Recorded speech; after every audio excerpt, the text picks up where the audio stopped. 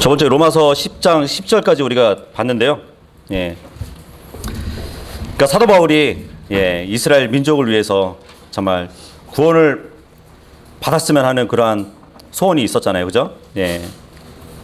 그럼에도 불구하고 이제 복음을 믿는 믿음은 멀리 있지 않다고, 매우 가까이 있다고, 입에 있다고 이렇게 얘기를 합니다. 그렇기 때문에 주님을 믿는 것은 굉장히 쉽다는 것을 설명을 하는 것을 우리가 봤어요. 누구든지 그분을 믿기만 하면 구원을 받는 것인데, 참으로 이스라엘 백성이 정말 그렇게라도 구원을 받았으면 하는 바울의 심정을 우리가 봤습니다. 오늘은 11절부터 쭉 마지막까지 보도록 할게요. 다 피셨죠? 네. 10장 11절 읽어보겠습니다. 시작. 성경 기록이 이르기를 누구든지 그분을 믿는 자는 수치를 당하지 아니하리라 하나니. 성경 기록이 이르기를. 성경이 무엇이라고 말씀하는지가 굉장히 중요하죠. 가장 중요한 겁니다. 누가 무엇이라고 말하든, 뭐 인터넷에서 무엇이라고 말하든, 어느 목사가 무엇이라고 말하든, 뭐 어느 책에서 무엇이라고 되어 있든 상관없이 성경은 무엇이라고 말씀하시는가, 이게 가장 중요한 것이죠. 왜냐하면은 성경은 항상 옳은 것만 말씀하시고 진리이기 때문입니다. 그죠? 우리는 성경에 최종 권위를 두지 않으면 여러 가지 교리에 밀려서 당황하게 될 것이에요. 사도 바울은 지금 이사야서 28장 16절을 인용해가지고 그분을 믿는 자는 누구든지 부끄러움을 당하지 않는다는 것을 강조하고 있습니다. 한번 열어볼게요. 이사야서 28장.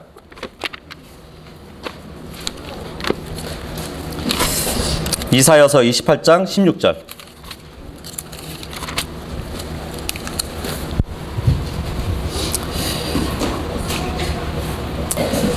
그러므로 주 하나님께서 이같이 말씀하시느니라. 보라, 내가 한 돌을 시온의 기초로 놓으리니 그것은 단련된 돌이요 보배로운 모퉁이 돌이며 견고한 기초니라.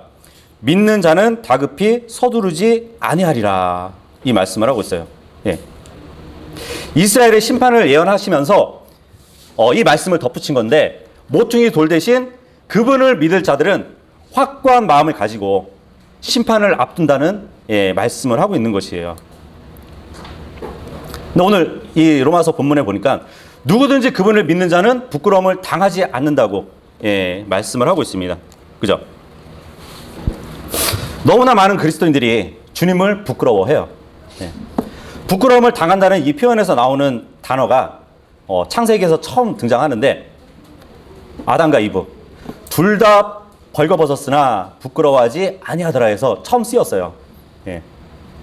둘은 벌거벗었지만 죄가 없어서 창피하지 않았던 것이에요. 물론 영어 단어로는 이제 하나지만 여기 우리말은 부끄러워하지 않다 아니면 부끄러움을 당하지 않다, 이 두 가지로 문맥에 따라서 번역이 된다는 것이에요. 사람들은 예수님을 믿으면 항상 부끄러움을 당하지 않는다고 많이 해석하거든요. 물론 잘못된 것은 아니에요. 그런데 신약에 와서 성령님께서 의도적으로 이 단어를 지금 바꿔서 사용하고 있거든요. 아까 이사야서에 보면은 다급하지 아니하리로다 이 말씀을 지금 신약에 와서는 부끄러워하지 않는다라는 표현으로 바꿔서 기록을 하게 만드셨어요. 이 다급하다는 말, 어떻게 보면은 당황한 거잖아요. 그죠? 당황하지 않는다는 말 대신에 부끄러워하지 않는다는 말로 신약에 와서 바꿔서 인용을 한다는 것이에요. 이 문맥을 보면, 로마서 문맥을 보면 10절에 입으로 시인하여 라고 말씀을 하잖아요. 입으로 시인한다는 것은 부끄러워하지 않는다는 뜻이에요. 내가 예수 그리스도를 믿는데 그분이 너무나 자랑스럽고 나에게 해주신 것들에 대한 그 깊은 감사를 느끼는 것이에요. 그래서 사람들을 만날 때마다 그분을 자랑하는 것이에요. 그래서 이 예수님을 마음으로 믿고 그분을 부끄러워하지 않고 입으로 고백하고 있는 것이에요. 10절은. 그래서 예수 그리스도를 공개적으로 시인한다는 것은 부끄러움을 당할 우려를 불러일으킬 수도 있어요. 그죠? 하지만 그 반대예요. 이 땅에서는 우리가 그분을 시인하는 것은 하늘에서 그분이 우리를 시인하는 결과로 이어집니다. 네. 이 땅에서 우리가 그리스도를 부끄러워하면 하늘에서도 부끄러워한대요. 우리를. 하지만 부끄럽지 않게 여기면 하늘에서도 부끄럽지 않게 해주신다는 말씀이 있잖아요. 그죠? 그래서 우리의 소망은 결코 좌절되지 않는 소망이에요. 여기서 누구든지라는 말을 하고 있는데 하나님의 영광스러운 구원은 유대인이나 이방인 포함한 모든 사람들을 위한 그 소망의 말씀인 것을 보여주고 있습니다. 만일 제가 하나님 앞에 나의 의로 나간다면 저는 부끄러움을 당할 것이에요. 수치를 당할 겁니다. 만일 내가 선행을 통해 가지고 하나님 앞에 나간다면 저는 부끄러움을 당할 것이에요. 어떤 종교를 가지고 주님 앞에 나갔다면 수치를 당할 겁니다. 예수님께서 저의 죄로 인해서 죽으시고 묻히시고 죽은 자들 가운데서 일으켜 주신 그 사실을 오직 예수님을 통해서만 구원받을 수 있는 그 사실을 내가 믿고 하나님 앞에 나간다면 저는 결코 부끄러움을 당하지 않을 것이에요. 그러니까 이 11절 부끄러움을 당하지 않는다는 말도 되지만, 그러니까 수치를 당하지 않는다는 말도 되지만, 주님을 부끄러워하지 않는다는 말도 된다는 것이에요. 그 두 가지 번역이 다 가능합니다. 12절 읽어보도록 할게요. 시작. 이는 유대인과 그리스인 사이에 차별이 없기 때문이라 모든 사람 위에 계신 같은 주께서 자신을 부르는 모든 사람에게 부요하시니. 그 로마서 3장 22절 23절 한번 보도록 할게요.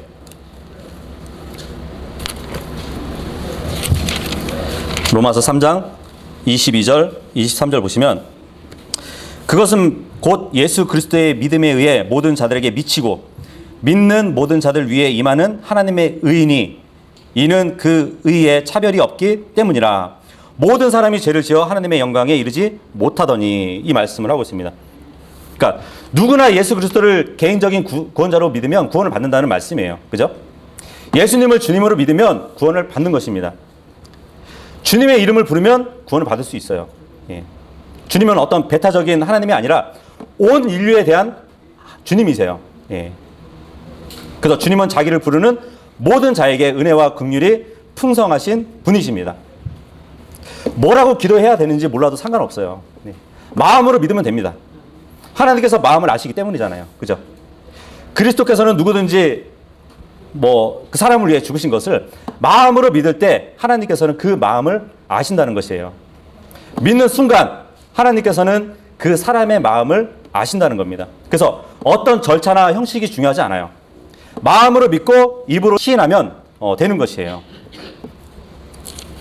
그것을 지금 말씀하고 있습니다. 13절 읽겠습니다. 시작. 누구든지 주의 이름을 부르는 자는 구원을 받으리라.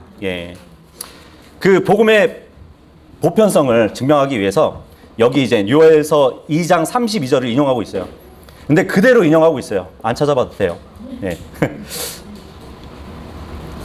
그러니까 이 말씀에 발견되는 이 말씀보다 더 단순한 구원의 길을 제시하는 말씀은 없습니다. 주의 이름은 주님 자신을 말해주는 것이에요. 뭐 주의 이름을 부르는 자 하면은 주의 이름이 뭐지? 이게 아니라 주라는 이름을 부르는 자는 구원을 받으리라, 이 말씀을 하고 있는 것이에요. 그래서 구원은 매우 단순합니다. 주님의 이름을 믿는 그 마음, 그 마음으로 부르면 돼요. 그러면 누구든지 구원을 받을 수 있는 것을 지금 말씀하고 있는 것이에요. 하지만 문제가 있어요. 무슨 문제가 있는지 아세요? 구원이 너무 단순해서 사람들은 믿으려고 하지 않아요. 단순하잖아요. 그죠? 구원해 주신 그 예수님을 주라고 믿는 그 고백이 너무 단순하기 때문에 믿으려 하지 않는다는 것이에요. 단순하다고 해서 믿기 어려운 것이 아니라 오히려 그 반대예요. 문제는 단순한 복음을 믿지 않는 인간의 마음이 있는 것입니다. 그죠?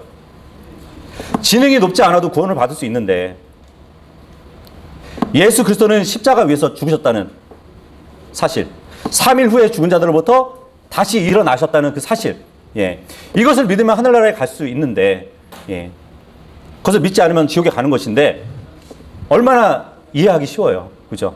너무 단순하잖아요. 그래서 믿지 않는 사람들에게 문제가 있는 것이지 복음에는 문제가 전혀 없습니다. 이 복음이라는 것은 초등학교 1학년 학생도 이해할 수 있는 내용이잖아요. 그죠? 그만큼 복음은 단순하기 때문입니다. 그리고 또 다른 문제가 있어요. 이것은 이제 구원받은 사람들의 문제죠. 우리도 자신의 의를 내세우려고 한다는 것이에요.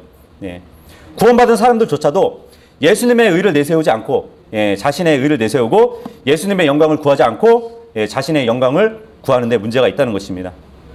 왜냐하면 예수님은 이 땅에 오셔서 십자가를 지고 우리의 죄를 대속해 주시기까지 섬기러 오신 분이었잖아요. 그죠?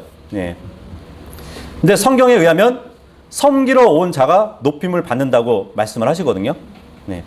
근데 섬김을 받는 그 분이 높임을 받아야 되는데 오히려 그 섬기는 그분의 높임을 가로채고 있는 것이 바로 또 우리의 문제라는 것입니다. 사람들이 이제 복음에 무엇인가를 덧붙이는 이유는 자신의 의를 내세우고 자신이 영광을 받으려고 하기 때문이에요. 다른 사람을 예수님께 인도하면서도 자신도 영광을 받고 싶어 한다는 것이 문제라는 것입니다. 우리는 구원받았다는 그 증거하고 구원 자체를 혼동해서는 안 돼요. 우리가 이곳에 모인 것은 구원받았다는 증거 중 하나입니다. 그죠? 이곳에 모인 자체가 구원이 아니에요. 우리가 침례를 받은 것도 구원받았다는 증거지 침례 자체가 구원이 아니신 거잖아요. 그죠? 하나님의 말씀에 관심을 갖게 되었다는 것도 구원받았다는 것의 증거지 구원은 아닙니다. 그래서 누군가 구원받았는지 아닌지를 그 증거를 누가 필요로 하죠? 그 사람인가요? 하나님인가요? 누군가 마음으로 예수님을 믿고 구원받으면 하나님은 그 사람을 아실까요? 모르실까요? 아시죠?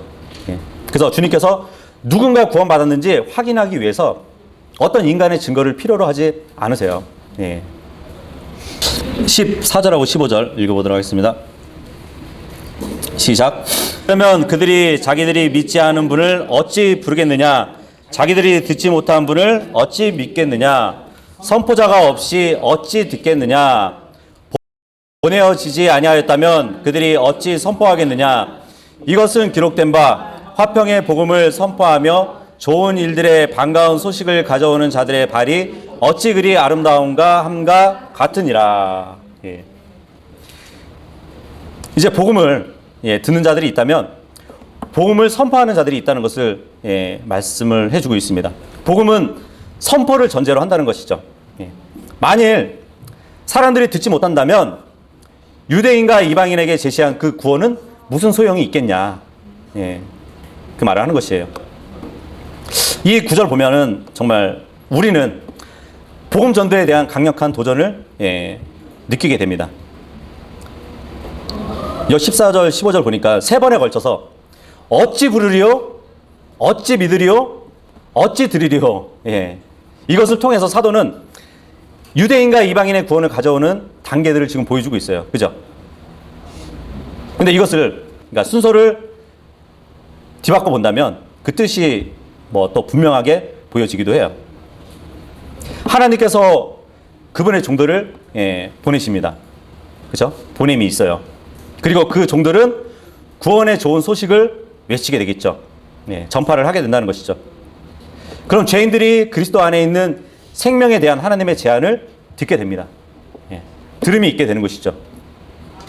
듣는 자들 중 일부가 그 메시지를 믿게 됩니다. 믿음이 오는 것이에요. 그리고 그 믿는 자들은 주님을 부르게 됩니다. 부르심이 있는 것이죠. 그리고 그분을 부르는 자들은 구원을 받게 됩니다. 이런 순서로 간다는 얘기죠. 만약 하나님께서 이런 결과를 의도하셨다면 그 결과에 도달할 수 있는 수단도 의도하셨다는 그 원리를 알려주시는 것이에요. 근데 그 수단은 바로 복음 전도자를 파송하는 일, 그것을 말씀하고 있는 것입니다. 하나님은 복음을 위해서 보내는 사람들이 있어요. 그래서 하나님은 보내는 분이십니다. 그렇다면 우리는 보냄을 받은 자들이겠죠. 그죠? 예. 그래서 그것에 대해서 우리는 무엇을 알 수 있을까요? 본문은 구원받은 사람들이 무엇을 해야 하는지 잘 보여주고 있는 것이에요. 그죠? 우리는 복음을 전해야 돼요. 예. 복음을 듣는 사람이 어떤 반응을 보이느냐 안 보이느냐, 그것은 그 사람의 문제입니다. 예. 누군가가 복음을 받아들이던가 혹은 거절하는가, 그것은 그 사람의 문제예요. 예. 우리의 임무는 복음을 전하는 것뿐이에요. 아무도 받아들이지 않는다고 해서 공개적으로 복음을 전하는 일을 하지 않겠다고 핑계를 대는 사람도 있습니다. 예. 받아들이는 사람이 없어도 거리에서 또 집집마다 돌아다니면서 만나는 사람들에게 우리는 복음을 전해야 되는 것이에요. 그래서 하나님의 말씀을 우리는 전해야 되는 것입니다. 그러면 성령님께서 또 일하시는 것이에요. 그리고 언젠가 그 말씀이 열매를 맺을 겁니다. 오늘날 많은 사람들이 거리 설교나 복음 전도가 그러니까 아무런 효과가 없다고 그렇게 말씀하는 분들도 있어요. 전도지를 나눠줘봐야 아무 소용이 없다고. 집집마다 찾아다니면서 복음을 전하는 것도 전혀 효과가 없다고 말을 합니다. 하지만 지금도 이러한 것들을 통해서 사람들이 구원을 받고 교회가 성장해 나가고 있어요. 여전히. 물론 하루 이틀 만에 엄청난 결과가 드러나지는 않겠죠. 그죠? 복음을 전하는 것이 아무런 소용이 없다는 말을 하는 사람들은 전혀 사실을 얘기하는 것이 아니에요. 사람들은 복음을 듣고 믿고 주님의 이름을 부르고 구원을 받습니다. 이런 일들은 지난 2000년 동안 끊임없이 일어났던 일이에요. 그리고 앞으로 나팔 소리가 울릴 때까지 신실한 사람들은 이 일을 계속 할 겁니다. 그리고 이제 우리가 잘 알아야 될 것은 복음을 전해서 그 자리에서 열매를 맺으려고 하는 사람들이 있는데 그럴 필요가 없어요. 우리의 복음을 듣고 다른 사람을 통해서 영접하는 사람도 있을 겁니다. 아니면 다른 사람들의 복음을 듣고 계속 고민해 오다가 우리를 만나서 결국 열매를 맺는 사람도 있을 것이에요. 주님은 그러한 상급을 나눠서 주시는 분이지, 이제 축구 같은 경우 보면은 결국 골 넣은 사람들이 영웅이 되잖아요. 그죠? 하지만 수비수부터 공을 몰아와서 어시스트 하기까지 또 마지막에 골 넣은 사람까지 전체적인 사람들이 함께 그 상급을 받는 거거든요. 여기 성경 말씀 보니까 화평의 복음을 선포하는 좋은 일들의 반가운 소식을 가져오는 자들의 발이 어찌 그리 아름다운가, 이 말씀을 하고 있습니다. 성경은 복음을 전하는 사람들의 발이 아름답다고 말씀하고 있어요. 눈으로 보기에는 못생겨도 괜찮아요. 그 발로 복음을 전하면 아름답다고 말씀하고 있는 것이에요. 그래서 성경이 말씀하시는 아름다움과 세상이 말하는 아름다움에는 큰 차이가 있는 것이에요. 아무리 이쁜 매니큐어를 발라도 복음을 전하는 무좀 걸린 발이 더 아름다운 발일 것입니다. 성경과 세상과의 차이가 있는 것이에요. 16절 읽어보겠습니다. 시작. 그러나 그들이 다 복음에 순종하지는 아니하였나니 이사야가 이르기를 주여 우리가 전한 것을 누가 믿었나이까 하느니라. 바울이 늘 가슴에 지니고 있던 슬픔이 이스라엘 백성이었죠. 왜냐하면 이스라엘 백성이 복음에 순종하지 않았기 때문입니다. 이사야서의 이 말씀을, 그러니까 이사야서 53장 1절의 말씀을 지금 인용하고 있어요. 주여 우리가 전하는 바를 누가 믿었냐고. 이사야의 질문은 믿는 자들이 소수뿐이었다는 것을 얘기하는 것입니다. 메시아의 초림에 대한 기쁜 소식의 선언이 발표되었을 때 소수만이 반응을 보였다는 얘기예요. 이 성경 말씀의 저자는 성령님인데 인간은 기록자일 뿐이잖아요.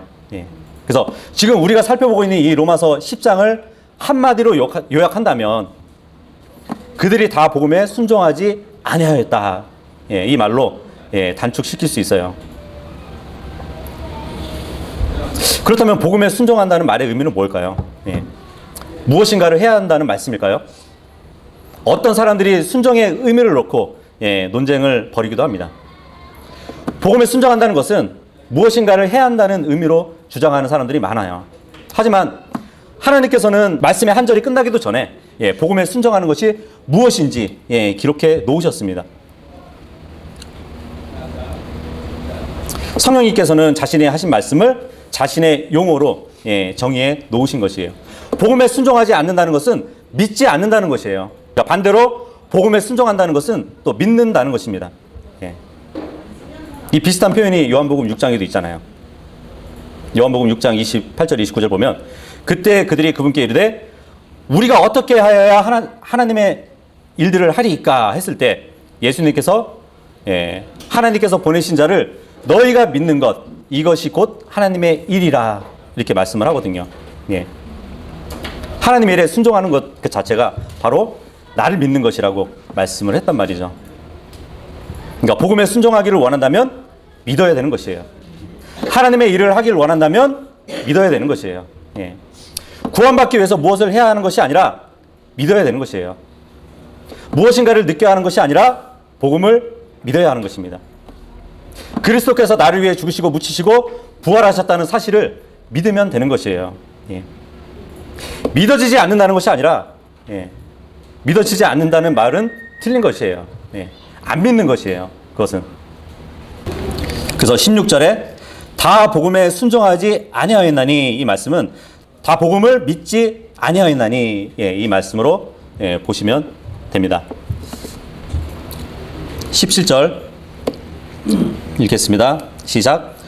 그러므로 믿음은 들음에서 의해 오며 들음은 하나님의 말씀에 의해 오느니라. 이 말씀은 정말 우리 그리스도인들에게 결정적으로 중요한 말씀이죠. 그죠? 하나님께서는 믿음을 얻을 수 있는 그 방법을 제시해 주셨습니다. 하나님의 말씀을 들으면 그 믿음의 말씀들이 내 안에 믿음을 더해 준다는 말씀을 하고 계시는 것이에요. 믿음은 영어로 볼 때 이제 동사와 명사 형태로 이렇게 다뤄지잖아요. 그죠? 동사는 빌리브고 명사는 페이스잖아요. 하나님의 말씀을 들을 때 그 말씀은 믿음의 말씀이에요. 하나님께서 우리 안에 믿음, 그 페이스를 선물로 주신다고 말씀을 하셨거든요. 그래서 그 믿음이 나에게 선물로 올 때 내가 거부하거나 의심하지 않고 받아들이면 빌리브하면 구원받고 만약 구원받은 사람이라면 그 말씀을 믿는 순간에 빌리브하는 순간에 주님께서 내 안에서 일하셔가지고 나에게 믿음의 행위를 하도록 하시는 것이에요. 이게 이제 우리말로는 설명하기가 좀 애매하죠. 그죠? 뭐 구체적으로 설명하자면 두 사람이 똑같이 하나님의 말씀을 들었어요. 페이스를 받았어요. 근데 한 사람은 빌리브 했는데 역사가 일어난 것이에요. 마치 빌립보서 4장 6절 7절의 말씀처럼 모든 이해를 뛰어넘는 하나님의 평강을 받게 되는 것이에요. 그런데 다른 한 사람은 빌리브하지 않았어요. 여전히 불안해하는 것이에요. 똑같은 말씀을 들었지만 어떤 사람은 그 말씀이 차곡차곡 쌓여가지고 성장하는 데 반해서 어떤 사람은 변화가 없이 똑같다는 것이에요. 그래서 말씀이 마음 안에 머물지 않고 믿지 않았기 때문에 믿음이 성장하지 못하고 있는 것이에요. 그래서 신앙생활은 주님의 말씀 하나하나를 믿을 때에 조금씩 성장해 나가는 것이거든요. 물론 귀로 듣는 것만으로는 충분하지 않죠. 열린 마음, 열린 생각, 그것으로 듣고 기꺼이 자신을 하나님의 진리에 내맡겨야 되는 것이에요. 그렇게 하면 말씀이 참으로 진리로 내 안에 들어오고 그 스스로 말씀의 권위를 입증하는 것을 알게 될 것입니다. 그럴 때 우리도 믿음을 행사하게 되는 것이에요. 물론 이제 본문에서 말하는 들음은 단순히 귀로 듣는 것을 가리키는 것은 아닙니다. 말씀의 단어는 눈으로도 읽혀질 수가 있잖아요. 그죠? 그래서 이 듣는 것이라는 것은 어떤 의미로든 말씀을 받아들이는 것을 의미한다고 보시면 될 것 같아요. 뭐 과거에 비해서 현대에는 사람들이 왜 복음을 받아들이지 않는가에 대해서 여러 사람들이 그 원인에 대해서 분석을 한다고 합니다. 그래서 오늘날 사람들이 왜 복음을 받아들이지 않는가에 대해서 원인을 분석해 보니까 뭐 문화와 이 역사가 많은 비중을 차지한다고 하더라고요. 오늘날 강단에서 선포되는 그 말씀이 하나님의 말씀이 아니라 물론 변개된 번역본들이기 때문에 그럴 수도 있습니다.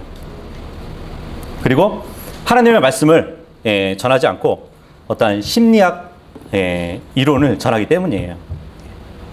하나님의 말씀이 나오지 않고 철학적인 내용이 나오기 때문에 믿지 않는 것입니다. 그러니까 믿음이 없는 것이에요. 페이스가 없잖아요. 페이스가. 하나님의 말씀을 전하지 않고 쇼를 하기 때문에 사람들에게 믿음이 쌓이지 않는 것이에요. 사람들은 오직 믿어야 구원을 받을 수 있고 믿음은 들음에서 오고 들음은 하나님의 말씀에서 오는데 하나님의 말씀이 선포되지 않기 때문에 사람들이 성장하지 않고 있는 것이에요. 가장 큰 문제는 하나님의 말씀을 전하는 설교자들에게도 있다는 것도 우리는 알 수 있어요. 그러니까 오늘날 과거보다 적은 수의 사람들이 구원을 받는다는 그것도 하나님의 말씀을 전하는 횟수가 과거보다 많이 적어졌다고 보시면 되는 거예요. 복음을 전해야 하는 사람들이 하나님의 말씀을 전하지 않고 다른 것을 전하기 때문에 구원받는 사람이 적는 것이에요. 그러니까 문제의 본질이 어디 다른 데서 답을 찾을 필요가 없는 것이에요. 답은 간단한 것이에요. 하나님의 말씀을 전해야 된다는 것이죠. 18절 보도록 할게요. 읽겠습니다. 시작. 그러나 내가 말하노니 그들이 듣지 못하였느냐? 아니라 참으로 들었나니 그들의 소리가 온 땅에 퍼졌고 그들의 말들이 세상 끝까지 나갔느니라. 이사야가 복음을 전했는데 믿는 자들이 소수였다고 그 얘기를 했더니 하나님의 대답이 나온 것이에요. 사람들은 다 들었다고. 그 복음이 온 땅에 퍼졌고 그들이 전한 복음이 세상 끝까지 이르렀다고. 그런데 무엇이 문제였냐? 이것을 얘기해 주는 것이에요. 유대인과 이방인이 복음이 전파되는 것을 듣지 못했을까요? 그렇지 않아요. 다 들었어요. 바울은 그 모든 사람들이 들었다는 것을 입증하기 위해서 시편 말씀을 인용합니다. 그러니까 성령님의 감동을 받아서 바울 사도는 종종 구약 말씀을 인용할 때 보면은 조금씩 다르게 인용하는 것을 볼 수 있어요. 그죠? 물론 최초의 말씀을 허락하신 그 동일한 성령님께서 이후에 그것을 재적용할 권리를 주셨으면 두말할 나위 없죠. 그죠? 성경 시편에 보니까 하나님께서는 두 가지 방식을 말씀을 해주고 계세요. 시편 19편으로 한번 가보도록 할게요. 1절 보시면 하늘들이 하나님의 영광을 밝히 드러내고 궁창이 그분의 손으로 행하신 일들을 나타내는도다 하면서 1절에서 6절까지는 일반 계시를 보여주고 있어요. 해, 달, 별, 자연 현상들을 통해서 말씀하시는 것이에요. 일반 계시라고 합니다. 사람들이 자연을 보고도 하나님을 알 수 있다는 것이에요. 그리고 19편 7절에서 11절까지는 특별 계시를 보여주고 있어요. 7절 같은 경우 주의 율법은 완전하여 혼을 회심시키고 주의 증언은 확실하여 단순한 자를 지혜롭게 하며 이 말씀을 한단 말이죠. 자연을 통해서 일반 계시로 보여주시는 하나님은 특별 계시인 말씀을 통해서 예수님을 믿고 구원을 받을 수 있도록 해주셨다는 것을 보여주고 있습니다. 그래서 이 시편은 반은 일반 계시, 반은 특별 계시 이렇게 보시면 돼요. 구원받지 않은 사람들은 멍청해서 구원받지 못하는 것이 아니라 무지해서 구원받지 못하는 것이에요. 그들이 복음에 무지했던 이유는 무시했기 때문입니다. 복음을 무시했기 때문에 무지하게 된 것이에요. 하지만 하나님은 자연을 통해서 말씀을 통해서 다방면으로 사람들에게 말씀하셨다고 이야기합니다. 그런데 소수가 믿었다면 그 문제는 복음에 있는 것이 아니라 믿지 않는 사람들에게 문제가 있다는 것이에요. 그 말씀을 해주고 있습니다. 돌아와서 19절에서 21절까지입니다. 19절에서 21절 시작. 그러나 내가 말하노니 이스라엘이 알지 못하였느냐? 먼저 모세가 이르기를 내가 백성이 아닌 자들을 시켜 너희를 질투를 일으키며 어리석은 민족을 시켜 너희의 분노를 자아내게 하리라 하며, 더욱이 이사야는 매우 담대하여 이르기를 나를 찾지 아니하던 자들이 나를 발견하였나니 내게 묻지 아니하던 자들에게 내가 나타났노라 하되, 이스라엘에게는 이르기를 내가 불순종하고 거역하는 백성을 향해 종일토록 내 손을 내밀었노라 하느니라. 네. 이방인이 부름을 받는 것과 대다수 유대인들이 복음을 거절한 것은 이스라엘 민족에게 놀라운 일로 받아들여질 그러한 일이 아니었습니다. 유대인들이 소유한 성경이 장차 일어날 일을 정확히 예언했기 때문이에요. 그래서 지금 읽은 본문은 이스라엘과 이방인을 대조하고 있습니다. 이스라엘은 하나님의 백성이었지만 결국 하나님의 말씀을 알아듣지 못하고 거부하고 그렇기 때문에 기회가 이방인들에게 돌아갔다는 말씀을 하고 있는 것이에요. 근데 그러한 이유도 유대인들의 질투를 불러일으키고자 하는 하나님의 전략에 있는 것이에요. 이방인들이 주님께 이제 모여든 것, 그 대조적으로 이사야는 주님께서 이스라엘 백성에게 종일 선을 벌렸지만 불순종했고 완고한 거절을 당하신 모습을 묘사했어요. 유대인들이 개 취급했었잖아요, 이방인들을. 그죠? 하나님의 축복을 받아서 놀랍게 변화되는 그 모습에 은혜를 누리는 모습을 통해서 이스라엘이 회개의 마음을 품게 하시기 위한 목적이 있는 것이에요. 하나님께서는 유대인들의 마음을 돌이키는 그 수단으로 그들 이스라엘 자체의 마음속에 질투가 나시게 하시기 위해서 이방인들을 택했다는 그 말씀을 하고 있는 것입니다. 이 19절에서 21절의 말씀을 인용한 것은 이사야서 65장 1절이에요. 이것도 한번 찾아볼까요? 이사야서 65장 1절 말씀을 인용한 건데, 나를 구하지 아니하던 자들이 나를 찾아내었고, 이방인들이죠, 그죠? 나를 찾지 아니하던 자들이 나를 발견하였나니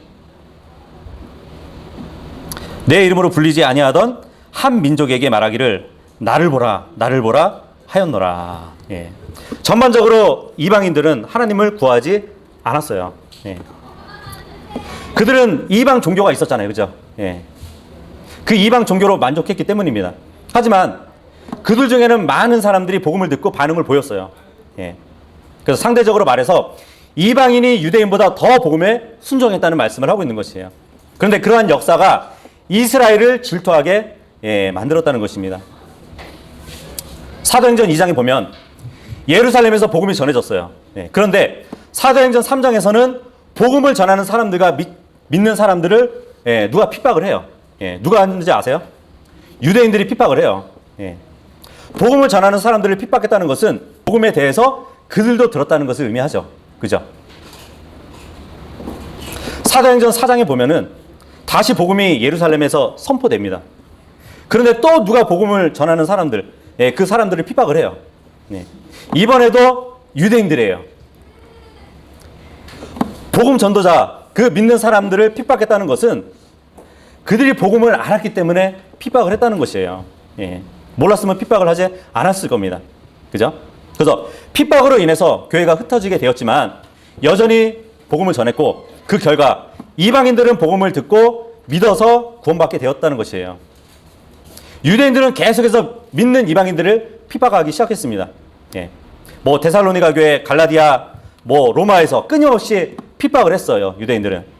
근데 지금 로마서 10장에 무엇을 말씀하고 있나요?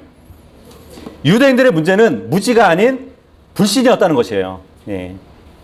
유대인들의 문제는 복음이 무엇인지 알지 못한 것이 아니라 복음이 무엇인지 알면서도 거부했다는 그 불신을 얘기하고 있는 것입니다. 그래서 사도 바울이 간구하는 것이 무엇이었겠어요? 유대인들이 자신들의 의를 그만 신뢰하고 자신들의 영광을 그만 구하고 하나님의 의를 신뢰하고 하나님의 영광을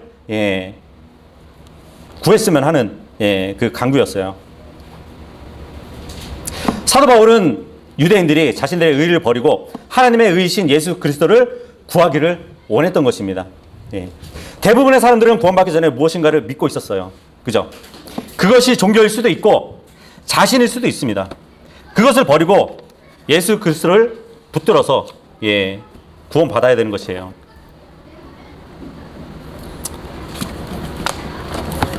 강대상 앞으로 나오는 것은 문제의 본질이 아니에요. 무릎을 꿇고 기도하는 것도 문제의 본질이 아닙니다. 영적 기도를 하는 것도 문제의 본질이 아니에요. 할 수도 있고 또 하지 않을 수도 있습니다. 무엇인가를 느낄 수 있고 느끼지 않을 수 있는 것도 문제의 본질이 아니에요. 눈물을 흘릴 수도 있고 흘리지 않을 수도 있어요. 문제의 본질은 믿음에 있습니다. 무엇을 하던 하지 않던 상관없이 예수 그리스도를 마음으로 믿고 구원을 받는 것이에요. 그래서 로마서 10장의 말씀은 사도 바울이 유대인들의 구원을 놓고 마음의 심정을 토로하면서 기록된 그 문맥을 우리가 볼 수 있는데, 그렇다면 우리는 이제 이 말씀을 봤을 때 우리는 도전이 되지 않나요? 우리는 세상으로 가서 사람들에게 무엇을 하라거나 하지 말라는 얘기를 하는 것이 아니라 복음을 전해야 되는 것이에요. 그러면 사람들은 복음을 듣고 예수 그리스도를 무시하든지 거부하든지 믿고 구원을 받든지 할 것입니다. 하지만 우리는 상대방의 어떠한 태도가 나오든 결과가 나오든 우리의 할 일은 그냥 복음을 전하는 것뿐이에요. 그것이 우리의 책임입니다. 그래서 우리는 이 세상에서 예수 그리스도께서 하늘나라로 가실 수 있는 유일한 길을 알려줘야 되는 것이에요. 예수님께서는 우리를 세상으로 보내셨습니다. 우리가 전하지 않는다면 세상이 구원의 복음을 듣지 못해요. 그래서 그들이 복음을 듣고 믿는다면 하나님께서는 그들을 구원해 주실 것입니다. 믿음은 들음에서 오고 들음은 하나님의 말씀에서 옵니다. 몇 명을 구원했는지 기록하는 것은 중요하지 않아요. 독립교회에서도 매주 그 구원한 사람들 그 현황판이 있어요. 무슨 보험회사도 아니고 사람들이 믿고 구원을 받을 수 있도록 구원을 전하는 그 목적이 중요한 것이에요. 그러면 나머지 일은 하나님께서 해 주실 겁니다. 우리가 하나님의 명령에 순종해서 복음을 전했다면 우리는 주님께 유익을 준 것이에요. 복음을 듣고 사람이 믿고 구원을 받았다면 우리의 마음에 기쁨이 더해질 겁니다. 그죠?